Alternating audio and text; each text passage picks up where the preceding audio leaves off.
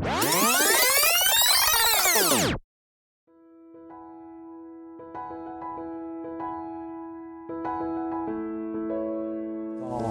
1969, le programme de développement des communautés de langues officielles a été fondé au secrétariat d'État et des crédits étaient accordés aux organismes qui voulaient fonder des associations. Alors le réseau a présenté un programme qui a été subventionné. Alors il s'est mis, cette équipe s'est mise à recruter du personnel pour toutes les régions. Oui, il y avait évidemment la région d'Ottawa parmi le premier groupe d'animateurs, agents de développement, comme on les appelle aujourd'hui.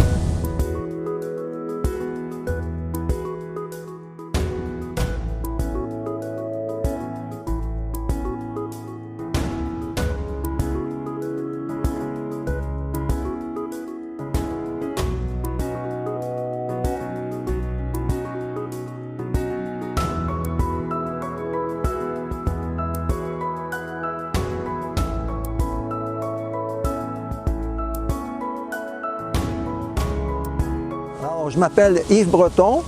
Ça fait très longtemps que je suis associé à l'ACFO et à tous les autres mouvements franco-ontariens, dont la radio communautaire et les conseils scolaires de langue française et ainsi de suite. Et je travaille dans le domaine depuis 1968. Diane Desaulniers, j'ai été présidente de 1980 à 1981 et ensuite de 1996 à 1997.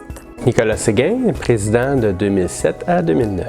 Bertin Beaulieu, président de l'ACFO des années 2010 à 2014. Soukena Boutiab à la présidence de l'ACFO d'Ottawa depuis 2017 jusqu'à aujourd'hui.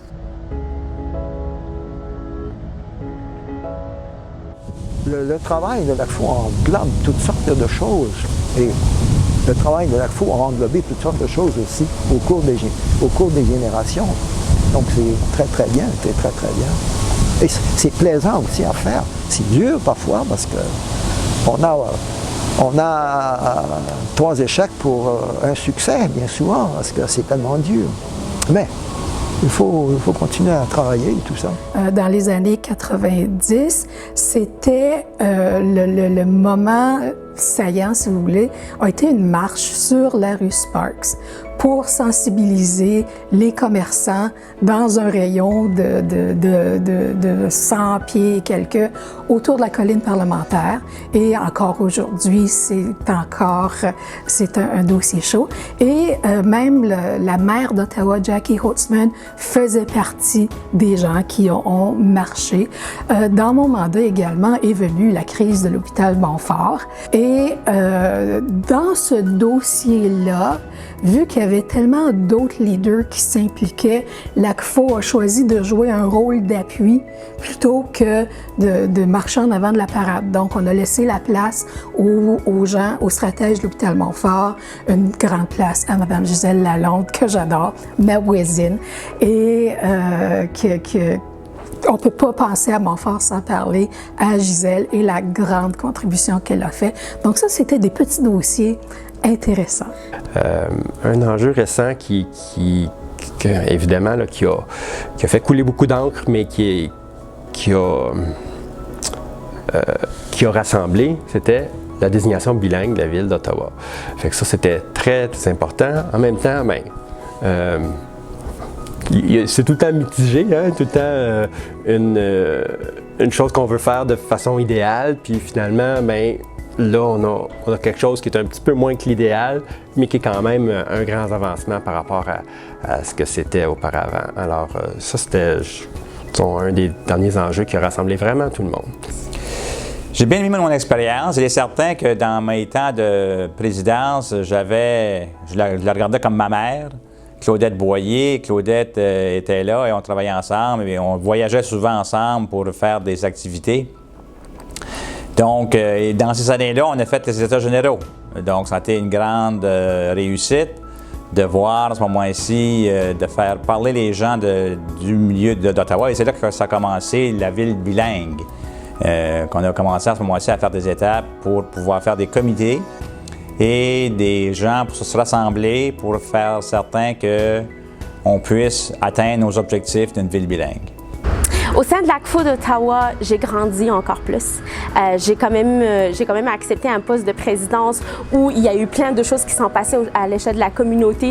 À l'échelle de la communauté, il y a eu le moment de la résistance. Donc, il fallait qu'on soit là, qu'on soit prêt, qu'on se mobilise. Puis, on a pu mobiliser 3 mobilisations au sein de la ville d'Ottawa à la même journée où on a pu rallier au-dessus de 5000 personnes. Donc, c'est quelque chose qui est gros. Donc, c'est quand même des moments qui nous font grandir, mais qui nous font encore plus rappeler l'importance de notre communauté puis l'importance d'encore plus y croire à nos droits. Pour la suite des choses, j'espère que, évidemment, l'ACFO dure un autre 50 ans. Là. Pour moi, c'est vraiment important de voir une organisation locale, francophone, qui lutte pour les droits des francophones, pour les droits, finalement, de la francophonie. Là.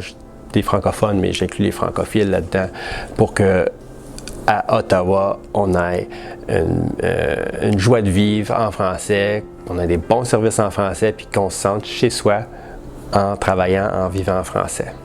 Mes souhaits pour l'ACFO d'Ottawa pour les 50 ans encore à venir, c'est une ACFO qui est stable financièrement. C'est une ACFO qui est plus grande, qui a de plus grandes capacités pour vraiment répondre aux réels besoins de notre communauté. Une ACFO qui est encore plus vivante, qui peut autant célébrer des moments forts que être toujours là quand il le faut pour des moments qui sont moins forts ou qui nous rappellent que nos droits sont brimés, malheureusement. Donc, je souhaite à l'ACFO qu'elle soit vivante et présente dans toutes les occasions. Bien, je lui souhaite certainement une grande réussite, beaucoup de projets qui pourraient amener à ce moment-ci plus de développement dans le côté francophonie et même d'aller aider tous les autres milieux francophones qu'il peut y avoir à ce moment-ci, il y a un besoin dans notre communauté. Longue vie et beaucoup de dossiers qui vont lui permettre de affirmer son rôle de leader, de porte-flambeau de la communauté parlante française, de solidifier son rôle de porte-flambeau de la communauté francophone d'Ottawa ainsi que des francophiles. Bon 50e pour l'ACFO d'Ottawa, bon 50e pour nous. Soyons fiers, soyons vivants, puis célébrons cet anniversaire.